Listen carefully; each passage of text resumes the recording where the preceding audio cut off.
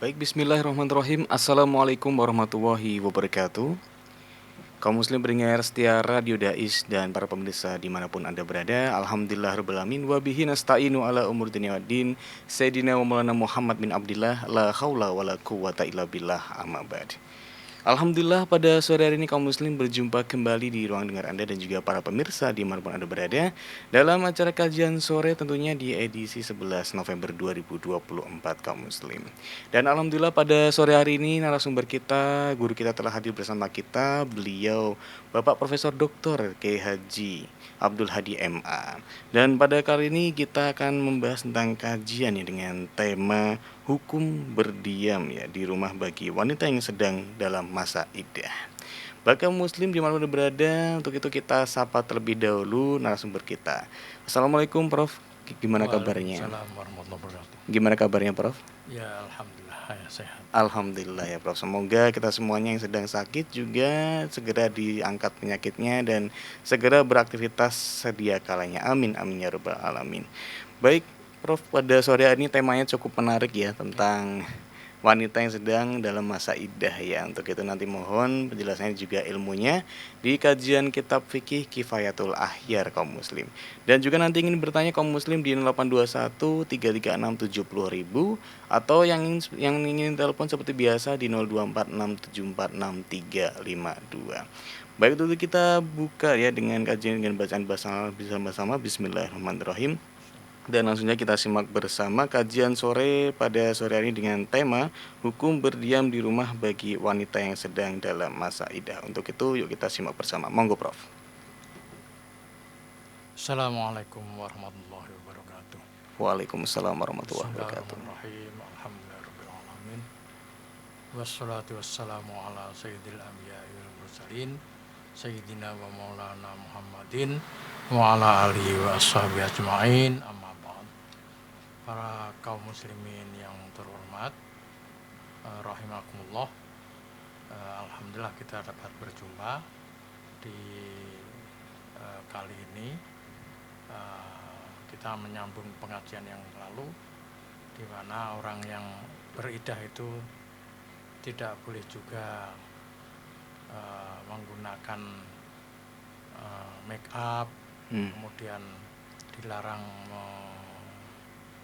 menggunakan memakai perhiasan. Baik. Perhiasan. Baik. Walaupun di situ misalnya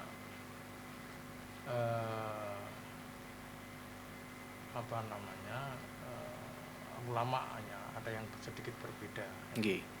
Ada yang menurut Imam yaitu Imam Syafi'i, kalau perak boleh, untuk di cincin perak boleh dipakai. Baik. Tapi ulama yang lain jumhur mengatakan tidak boleh, tetap tidak boleh. Baik, sekarang kita teruskan bahwa lalu ini sedikit agak meluas sedikit.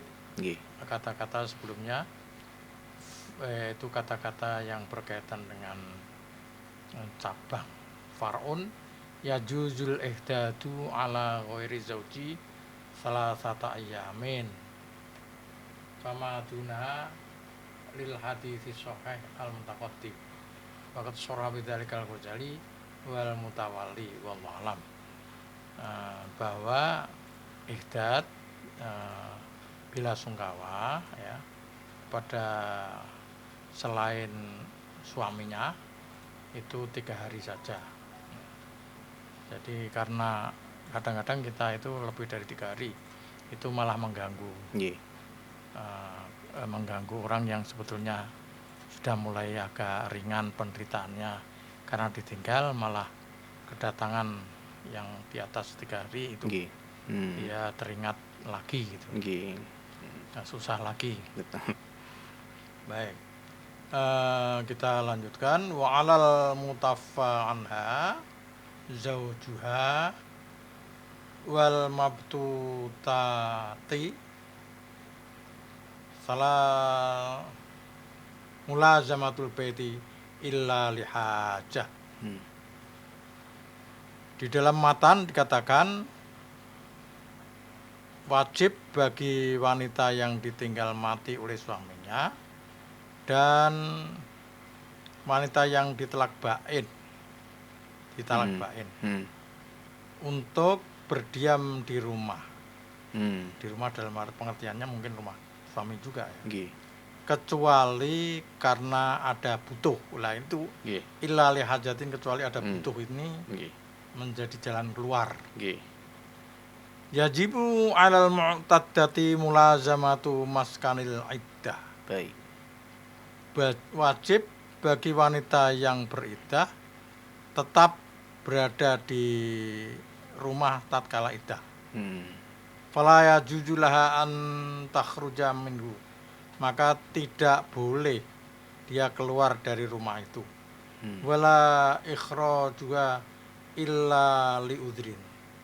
Dan tidak boleh mengeluarkan wanita itu kecuali ada uzur.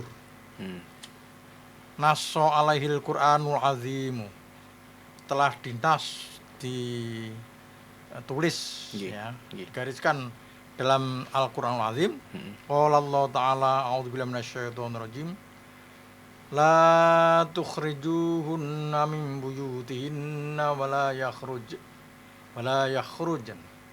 At-Tolak 1. Janganlah kamu mengeluarkan mereka, yaitu istri ya. Dan janganlah dia keluar dari rumah mereka. Dari rumah mereka. Ini ketegasan dari ayat 1 At-Tolak. Falawit tafakar zawjani ala an tantakila ila manzilin akhor bila udrin lam yajuz. Wa kana lil hakimi al-man'u min dzalika. Al-man'a. Wa kana lil hakimi al-man'u min dzalika. Betul. Andai kata suami istri itu bersepakat untuk berpindah ke tempat yang lain ya, tanpa uzur, ini juga tidak boleh.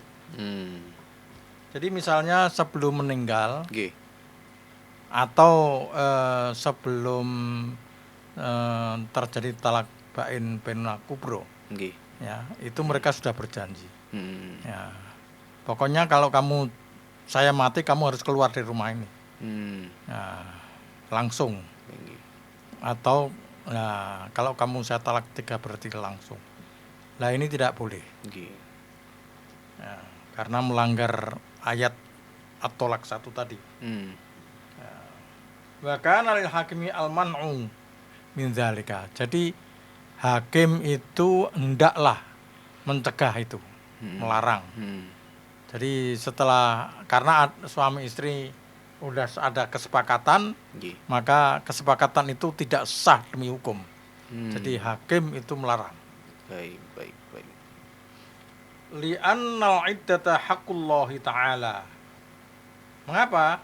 Dasarnya, jadi hukum itu ada haqqullah, ada haqqullah wal insan, ada haqqul insan. Ada hak Allah ya, seperti had. Nah, termasuk iddah ini. Ada hak Allah dan manusia. Jadi misalnya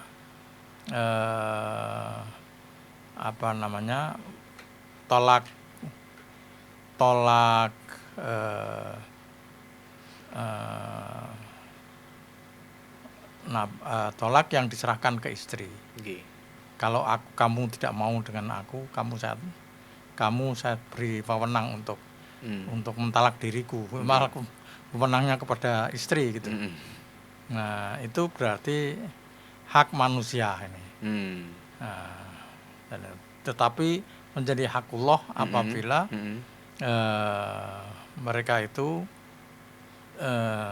menjadi haknya suami semata-mata yang kaitannya dengan ibadah.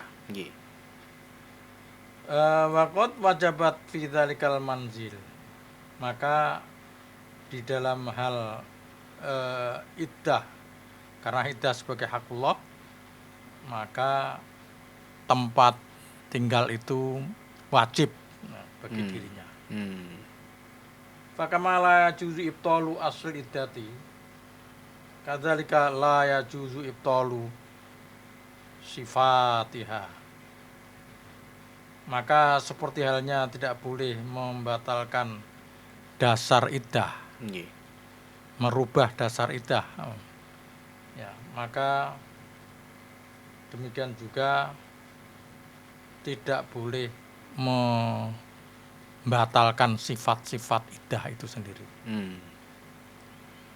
Wa qalu illa lihajatin. Nah, tadi oleh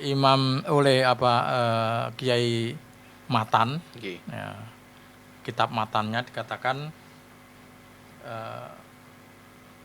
wa alal mutafa anha zawjuha wal mabtutati mulazamatul baiti illa lihaja.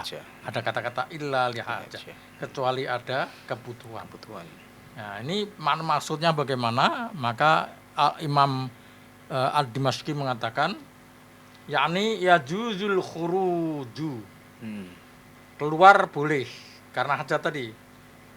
Namun hajatnya apa itu? Nah, di sini. Wal hajatu anwa'un. Hajat itu macam-macam. Kebutuhan itu macam-macam. Minha idza khafat ala nafsiha au maliha min hadamin au hariqin au ghuraqin. Safa'un fi dzalika iddatul afati wa talaqi. Wa kadza law lam takunid daru hasinatan wa khafatil lususo. Jadi di sini yang kategori hajat itu, ya, butuh itu salah satunya adalah apabila perempuan itu khawatir terhadap dirinya,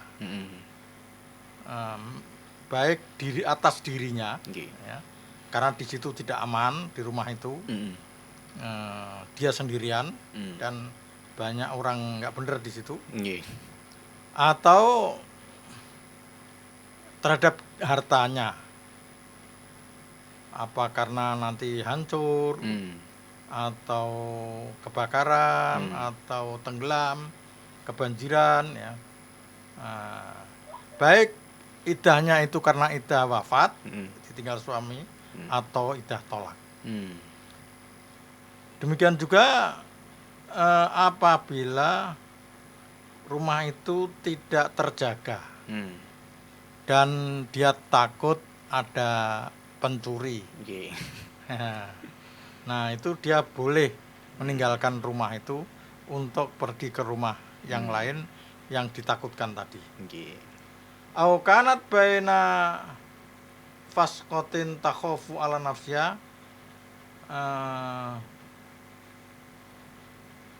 au kanat tata'adza bil jironi wal ihma'i. Atau wanita itu di antara orang-orang fasik, baina fasakoh, orang-orang fasik yang tidak benar di tempat itu, tempat suaminya itu. Nah, nanti ada orang datang mengganggu dirinya. Nah, ini orang-orang fasik, orang-orang jahat, ya. Dia khawatir terhadap dirinya, atau karena ada tetangga yang akan menyakiti dirinya. Ya. Dan nanti dia akan mendapatkan gangguan yang banyak di situ. Walau kana tabzu wa tastatilu bilisaniha 'alaiha jaza ikhrajuha. Apabila wanita itu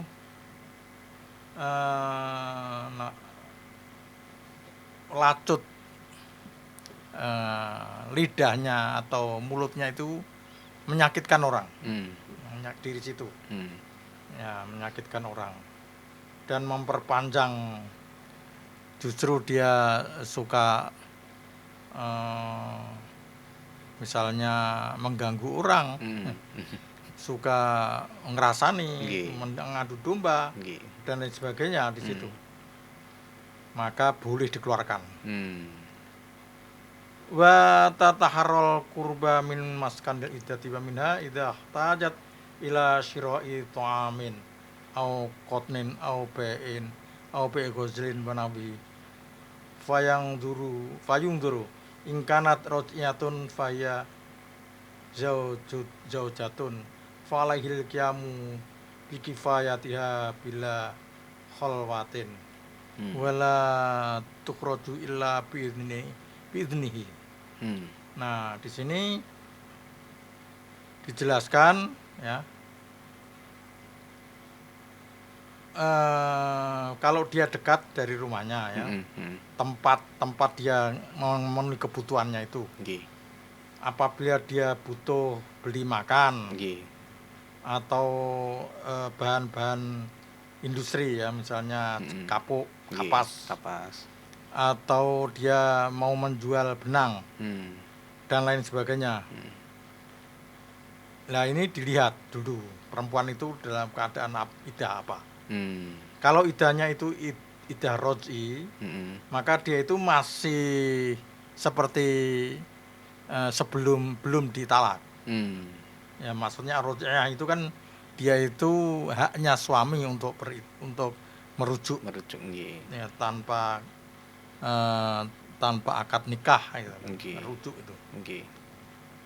Maka dia harus menjaga suaminya itu. Menjaga apa? Menjaga bagaimana istri itu tercukupi tanpa berkholwah. Jadi suami itu atau bekas suami ya, yang sudah talak itu mencukupi istrinya makan, minum, tempat tinggal dan sebagainya, ya, pakaian dan sebagainya. Tapi jangan kholwah.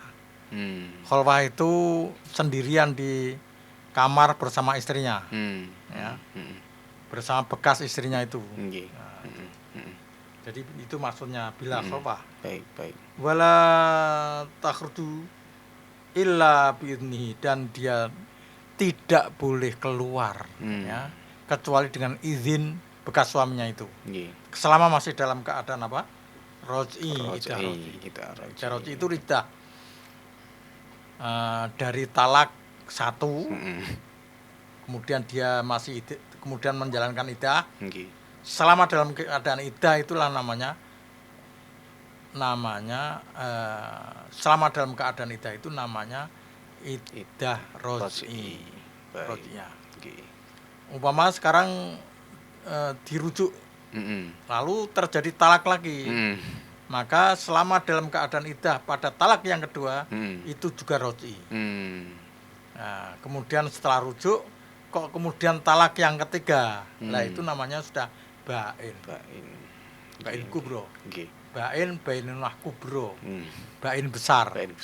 Kalau bain yang kecil adalah setelah iddahnya selesai, namanya bainunah sugro. Jadi ketika bainunah sugro itu bekas suaminya itu tidak bisa merujuk lagi kepada istrinya. Nah, jadi lalu bagaimana untuk kembali kepada bekas istri itu? Dia harus melakukan pelamaran lagi jika mau, seperti suami-suami yang lain ya. Dan dia harus memberi mahar dan kemudian akad baru. Mengulang lagi ya Prof ya, berarti ya. Itu. Kalau iddah yang dari iddah talak bainunah kubro, maka ada hukum yang lain. Ya, kalau dia ingin kembali kepada bekas suaminya itu, ada hukum yang lain. Ini mungkin keterangannya ada nanti. Baik. Kalau tidak ada ya ya harus kita jelaskan. Baik Prof, ini sangat menarik ya tadi membahas tentang tentang sifat iddah itu tidak bisa kita batalkan ya, illa li hajah gitu kan. Dan tadi jelaskan bahwasanya tadi Profesor menjelaskan bahwa ini tadi ada juga yang sifatnya itu talak, ya masih ada talak dan suaminya masih ada. Nah, lantas bagaimana dengan cerai yang itu wanita itu cerainya cerai mati, Prof, gitu kan. Jadi ditinggal meninggal dari suaminya. Secara harta tentunya ada waris, Prof, ada waris. Dan kondisinya ini memang eh, si wanita ini juga menjadi otomatis menghidupi anak-anaknya. Jadi dia terpaksa untuk bekerja, dan itu seperti apa, Bro? Penjelasan di secara fikihnya itu seperti apa? Ya, Nggih. jadi orang mati itu Mm-mm. mungkin meninggalkan ahli waris Nggih. seperti istri, Mm-mm. anak-anak, Mm-mm. tapi tidak boleh langsung dibagi waris. Mm. Ketika orang mati itu diselesaikan dulu haknya, Mm. hak-hak adaminya. Mm. Misalnya adalah hutang, Hutang, nggih. ya, Mm. diselesaikan hutangnya dulu. Mm. Jadi kalau hutangnya berapa, oh, itu nanti dibayar dari waris harta tinggalan. Mm. Nah, sisanya baru bagi waris. Mm. Namun apabila seluruh hartanya sudah dihabiskan, kok hutangnya belum selesai, Mm. maka berkewajiban bagi semua warisnya itu, ahli Nggih. warisnya itu, Nggih. untuk membayarkan Mm. ahli warisnya tadi, membayarkan Mm. dengan besar kecilnya dia andai kata mendapatkan waris Nggih. harta. Mm. Jadi misalnya ya lidzakari mislu hadzil unsayain. Nggih.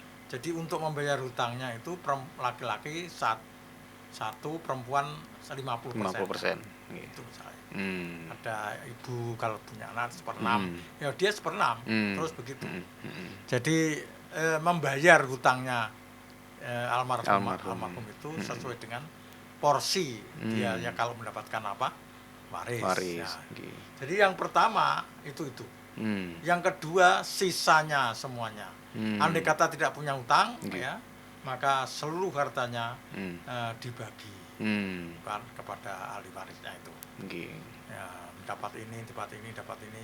Anak laki-laki 3, perempuannya 2, dapat ini.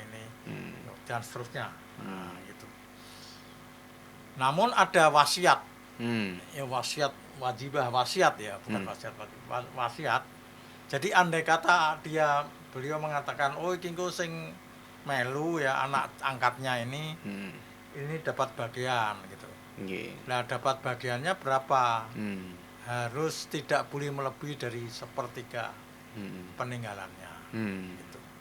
Jadi yang ditanyakan tadi itu ya. Yang ditanyakan itu jadi istri itu nanti dapat mewarisi. Nah, sekarang begini. Dulu mahar itu dijanjikan, ya, dijanjikan oleh suami. Sudah, Nduk, kamu nanti saya kasih mahar, misalnya 100 juta. Ya. Tapi belum membayar, meninggal lah dia. Meninggal. Nah, itu dianggap hutang. Jadi harta benda suami itu dikurangi dulu maharnya, Baik. 100 juta. Baik. Setelah itu selebihnya apa? Maka selebihnya itu dibagi waris dan sebagainya. Nggih. Begitu. Nggih, ternyata seperti itu ya, sangat luar biasa ini. Dan tentunya ini juga banyak sekali yang di luar sana itu yang masih bingung terhadap kejadian seperti itu, hukumnya seperti apa. Biasanya orang itu apa ya? Wes nek rasa melu faraid ya. Iya. Rasa melu faraid tapi melu adat, pokoknya dibagi roto gitu. Nggih. Nah, kalau seperti itu ya ada perjanjian. Jadi tinggalannya itu tadi Mm-mm. itu yang sudah dibagi-bagi oleh orang tua, ini kamu tanahnya ini dan sebagainya, nanti meninggal itu dianggap wasiat. Mm. Pembagiannya itu dianggap wasiat. Mm. Jadi wasiat itu nanti semua keluarga itu membagi sesuai dengan waris. Mm. Tapi kemudian setelah itu mereka sepakat.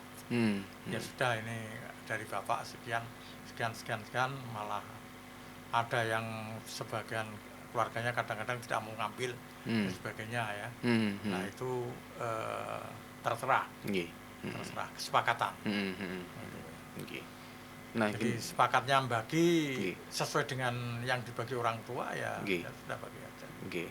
Nah, baik Prof. Nah, ini kejadiannya lagi wanita yang sedang berdakwah itu merasa ragu. Nah, apakah rasa keraguan ini terhadap tadi ilali hajah? Dia posisinya mempunyai anak dan dia harus bekerja, otomatis keluar rumah ya Prof ya, untuk berdagang ataupun bekerja. Nah, itu keraguan tadi apakah bisa membatalkan secara hukum iddahnya itu? Ragu apa? Kan sudah ada hukumnya.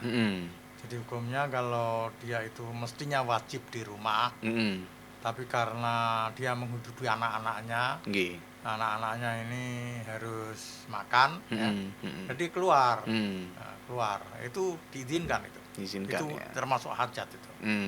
Bahkan bisa juga di atas hajat itu namanya daruroh. Daruroh.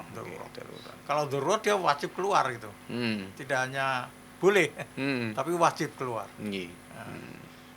Ya misalnya ya mencari penghasilan ya, betul. penghasilan untuk menghidupi anak-anak, mungkin orang tuanya yang sakit dan sebagainya. Dan itu kan sering kali terjadi kesalahpahaman di situ kan. Jadi antara pihak luar, tetangga itu menganggap loh ini baru iddah tapi kok keluar gitu ya Prof ya. Makanya kita umat Islam ya melihatnya jangan putih hitam. Hitam putih ya. Hitam putih. Ya, oh ini iddah wajib di rumah. Kenapa keluar? Oh berarti dia itu tidak sesuai aturan. Dia melanggar maksiat dan sebagainya. Nah, itu jangan. Dan kebiasaan juga di sekitar kita itu memang ketika melihat sosok wah ini lagi iddah atau janda nih pasti menjadi sorotan itu Prof kan yang jadi kurang baik. Kalau baguslah kalau misalnya Pak RT. Nah, Pak RT berhubung beliau ini dalam keadaan iddah dan nafkahnya itu terhenti dan makan di situ juga mungkin sudah tidak cukup untuk keluarganya. Dia tidak boleh keluar, lalu rapat RT memutuskan membantu selama iddah gitu ya. Selama iddah membantu ya itu bagus ya. Gitu. Kan biasanya ada orang yang kerjanya serabutan gitu ya. Misalnya belanjan, membawa motor dengan menjajakan jajanan-jajanan dan sebagainya. Lalu kalau dia iddah kan harus di rumah ya. Nah, RT mengatakan ya sudah bantu saja, bantu. Nah, setelah selesai iddah baru dia boleh keluar untuk canda kolak dan sebagainya ya. Baik. Itu fleksibel saja. Fleksibel gitu. Ya. Kalau tidak RT tidak memperhatikan ya ya dia keluar, boleh dia keluar. Motornya diisi dagangan ya, kemudian dijajakan belanjaan misalnya ya. Wah itu laris, dia dapat beli apa gitu untuk kebutuhan sehari-hari. Ya Prof ya. Ini memang ya fenomena seperti itu ya, memang kita nih harus merujuk kembali ke ajaran kitab fikih. Nah lantas nih Prof, nih juga ada pertanyaan juga dari pendengar itu berbicara tentang hukum berdiam di rumah itu. Sebenarnya ketika wanita itu berdiam di rumah itu apa yang dilakukan? Apa dia hanya meratapi nasib gitu kan, atau hanya berdiam diri, atau lebih meningkatkan ubudiyahnya, sholat, zikir, baca Quran itu ya, macam-macam ya Prof. Macam-macam bisa melakukan hal yang dapat pahala. kalau wajib ya mestilah wajib ya, sholat 5 waktunya wajib ya. Bisa menjalankan kewajibannya, bisa menjalankan sunnah, bisa menjalankan apa yang dibolehkan, bahkan mungkin menghibur diri, memperbaiki semua yang sudah harus diperbaiki dan sebagainya. Jadi di rumah mendapatkan hiburan dari anak-anak, bahkan keluarga juga ya Prof ya. Jadi pasrahkan diri kepada Allah dan dia harus menyadari bahwa semua ini adalah dari Allah dan tentu Allah akan tempat kembali. Maka di dalam Islam ada inna lillahi wa inna ilaihi raji'un, bahwa kita ini milik Allah dan kita akan kembali kepada Allah semuanya. Jadi dia tidak harus meratapi terus ya, kepergiannya. Harus sadar bahwa semua akan dipanggil oleh Allah SWT. Baik cepat maupun lambat. Kemudian ke pengajian tidak apa-apa.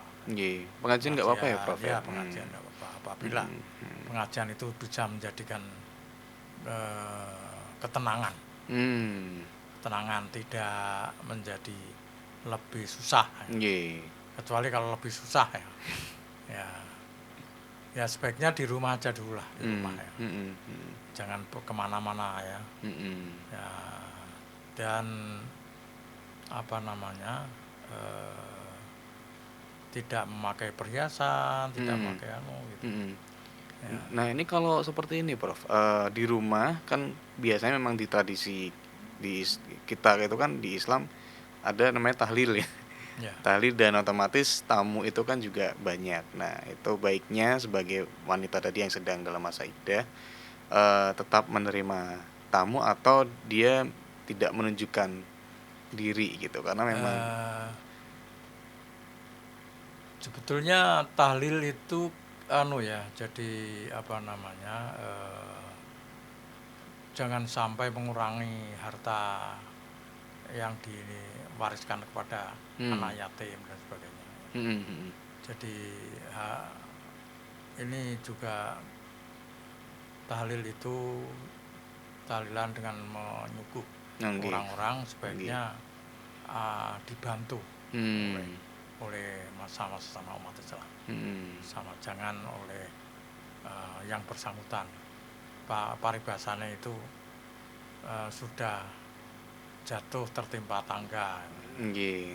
Jadi kalau memang tidak mampu jangan memaksakan untuk tahlil, untuk apa gitu. Meskipun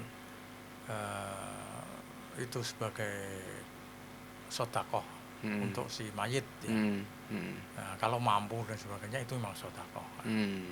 Sedekah kepada orang mayit itu dapat pahala. Orang mayitnya juga dapat pahala ya. Bacaan-bacaan tahlilnya juga sampai kepada mayit ya, dan seterusnya, bacaan Qurannya. Ya.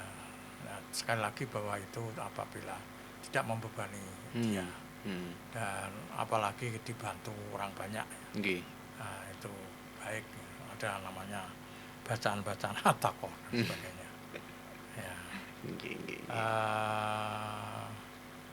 Itu tadi pertanyaan memang menarik ya. Bagaimana apa yang diperbuat oleh janda ya, ketika suami sudah tidak ada.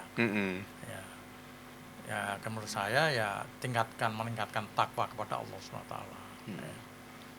Dan jangan terlalu meratapi sehingga putus asa, jangan sampai. Ya, godaannya itu ya Prof ya. Karena jangan sampai kita ini seperti orang jahiliyah. Ya. Orang jahiliyah kan dia meratapi dan sebagainya. Apalagi seperti orang Hindu yang membakar diri bersama suami. Namanya apa itu, sati atau apa itu? Sati. Ya. Oke, baik Prof, ini masih di kaum muslim dengan secara dais dan juga uliman berada dan para pemirsa. Masih dalam kajian sore ya, yang ingin bertanya di 0821 336 70.000. Baik Prof, kita lanjut lagi nih, ada yang bertanya lagi nih. Memang ini banyak, ini sangat menarik ya pembahasan kali ini ya, tentang hukum berdiam di rumah. Tadi berbicara tentang keadaan darurat itu, baik itu keadaan darurat bagi si wanita yang sedang masa idah namun sedang sakit gitu kan, dibawa ke rumah sakit, otomatis kan keluar dari rumah gitu ya Prof ya. Nah ini sebaliknya gitu kan, sebaliknya Prof, apabila eh, tadi dijelaskan kalau ada perjanjian dari suami, kamu setelah saya nggak ada kamu harus pindah dari sini. Nah ini sebaliknya gimana Prof, ketika ketika dia sudah ada janji harus keluar tapi dia sakit dan harus kembali ke situ, itu seperti apa Prof penjelasannya Prof? Tadi haram. Haram ya? Jadi perjanjian seperti itu tidak berlaku. Hmm. Ketika suami meninggal kemudian istri harus keluar dari situ, Nggih. langsung itu tidak boleh. Harus menyelesaikan iddahnya, harus baru boleh keluar. Jadi dia itu harus berdiam di rumah sebagaimana At-Tolak ayat 1. Bahkan aparat harus bertindak. Aparat juga. Ya, karena di situ tadi katakan campur tangan dari hakim. Jadi aparat melarang, kemudian menindak keluarganya yang mengusir. Ya, tidak boleh mengusir. Itu kadang-kadang memang begitu ya, ada itu. Ada itu. Kan orang itu untuk keluar dari rumah kan ada keluarga yang di keluarga yang menanggung nantinya, kemudian makan minumnya bagaimana, konsumsi, akomodasi, ya dan sebagainya, menginapnya bagaimana, dan sebagainya. Ya. Jadi kalau punya orang tua atau punya rumah sendiri atau kan nggak begitu persoalan. Ya, tetapi itu pun dilarang karena kaitannya dengan iddah itu bila sungkawa tadi, iqdad, kaitannya dengan iqdad. Apalagi tidak punya apa-apa. Ya begitu. Oke, baik Prof. Oke. Dan ini juga seiring kali saya juga berpikir juga Prof, ini berbicara tentang iddah sendiri, sebenarnya dari ajaran agama itu ada aturan yang lebih detail. Misal ada yang bilang 4 bulan gitu kan, ada yang lebih sampai, atau seperti apa Prof? Ada penjelasan khusus Ya, mengenai itu? Sebagaimana ayat walladzina tawaffawna minkum yadhuruna azwajan yatarabbasna bi anfusina thalathata asyhuri wa asyra. Jadi orang-orang yang ditinggal mati oleh suaminya, maka iddahnya adalah 4 bulan 10 hari. 4 bulan 10 hari. 4 bulan 10 hari. Jadi tidak panjang juga itu. Tidak terasa. Tidak terasa. 4 bulan 10 hari. Ya. Oke, dan itu pun yang sudah dijelaskan seperti itu, masih ada juga dari sebagian kita yang beranggapan, wah lama sekali gitu, dan ya, kamu ngapain aja gitu. Mungkin ada yang tidak sabar ahli waris. Iya itu. Dari suaminya. Tapi harus diperhatikan bahwa dia punya hak waris tadi. Dia punya hak waris karena sudah menjadi istri. Itu. Jadi dia harus diberi warisan. Harus diberi waris ya. Suami. Peninggalan suami. Oke. Dan juga ini juga ada pertanyaan lagi, ini memang temanya memang luar biasa ya Prof. Nanti bisa dijawab nanti setelah break ya. Nah ini ada yang bertanya nih, Prof, bolehkah wanita yang masa iddahnya itu boleh berpacaran lewat HP? Ini ya itu nanti bisa Prof jawab ini ya setelah sesi break berikut ini ya. Jadi berpacaran dengan seorang laki-laki yang mau menunggu masa iddah. Jadi seperti itu ya Prof ya. Saya ulangi pertanyaannya, bolehkah wanita yang dalam masa idah boleh berpacaran lewat HP ya, berpacaran ini dengan seorang laki-laki yang mau menunggu masa idah? Ini pertanyaan dari Rian di Gajah gitu tuh Prof. Baik, itu kita break sejenak tentunya setelah satu nada berikut ini.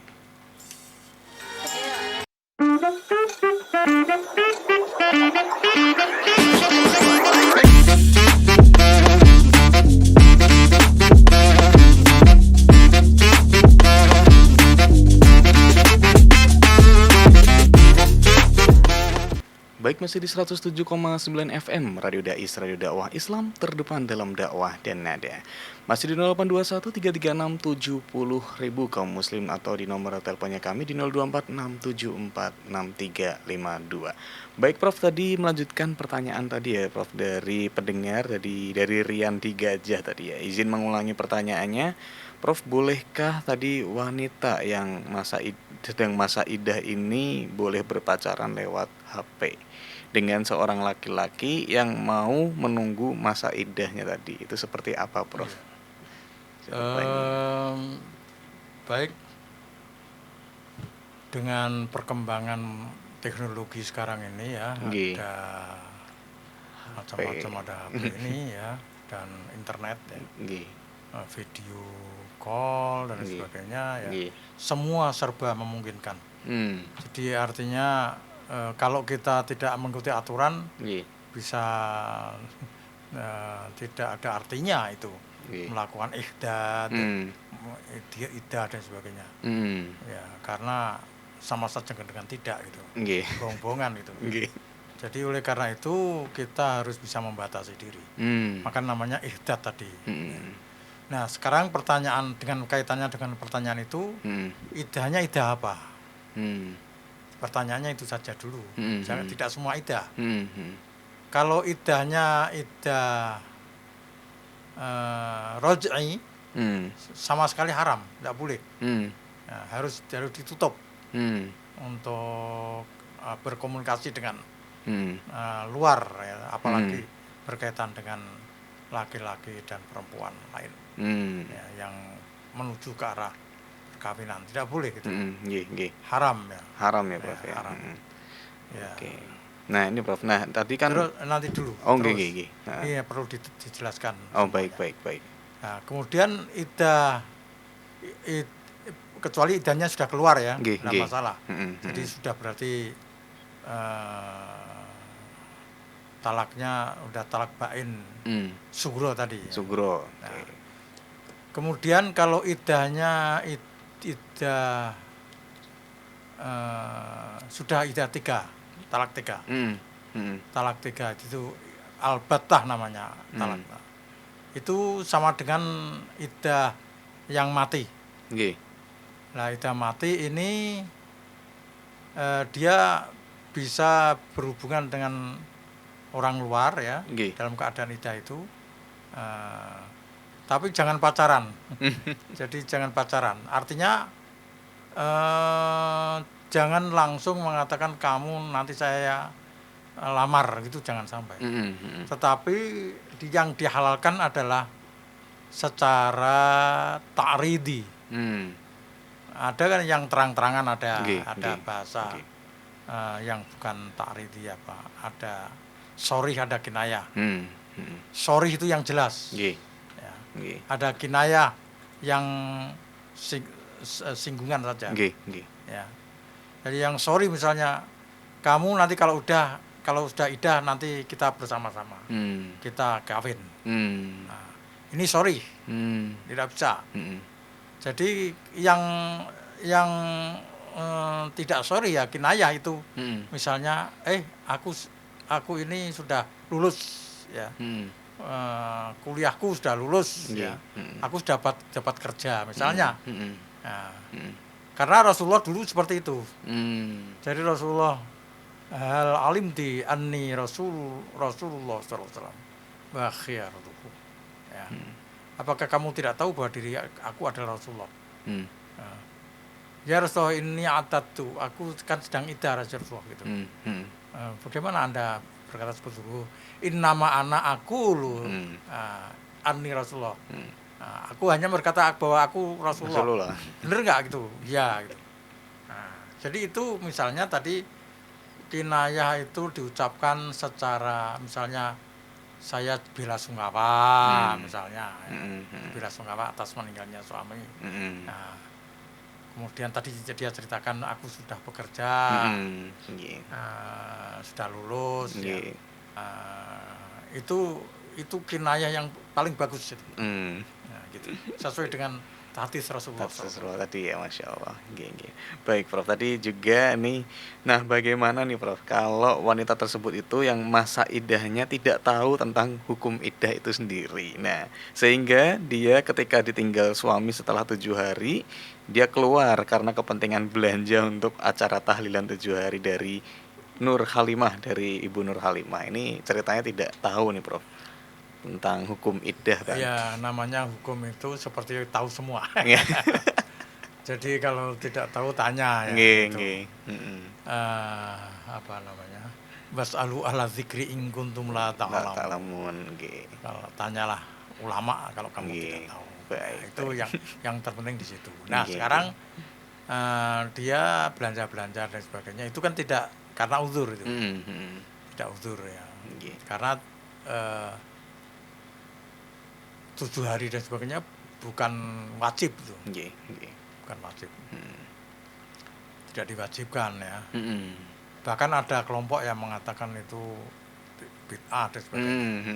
Ya, jadi itu ikhtilaf di situ. Ikhtilaf, ya, baik, di antara baik. ulama. Nggih, nggih. Ya, yang ahli sunnah wal jamaah dan sebagainya itu memasukkannya sebagai kiriman pahala, doa dan sebagainya. Dan doa itu kan tidak harus 7 hari dan sebagainya. Nggih.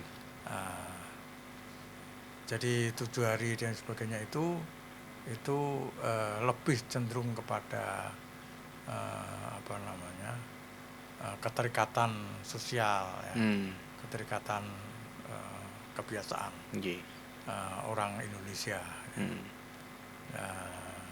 Dan itu bagi saya ya monggo, ndak masalah itu. Asal itu tidak dipaksakan. Tadi seperti yang saya katakan tadi. Ya, dengan cara yang lain ya, misalnya doa di rumah, baca sekeluarga misalnya. Karena tidak mampu ya. Jangan memaksakan. Kecuali dibantu oleh tetangga-tetangga ternyata. Seperti yang Anda ceritakan tadi. Ada dibantu. Nah, itu. Nggih, Ya, baik, Prof. Nggih, baik. Terima kasih juga Prof, dan ini juga semoga menjawab ya kepada Anda semua yang bertanya pada sore hari ini. Baik kaum muslim, ini dikarenakan waktu yang telah berjalan dan kita sudah berada di akhir segmen dalam kajian sore hari ini. Untuk itu yuk kita berdoa bersama-sama, dan bagi Anda semua khususnya para wanita yang sedang iddah juga, kita berdoa bersama-sama. Untuk itu Prof, monggo kita berdoa. Mari kita berdoa semoga semua usaha dipermudah oleh Allah SWT. Amin. Bagi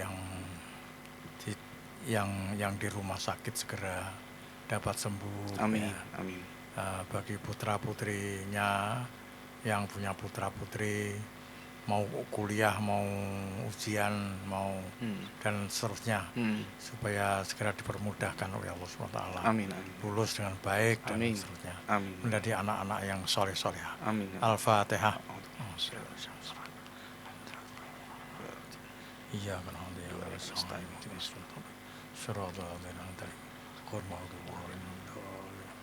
demikian, mohon maaf dari saya kurang lebihnya.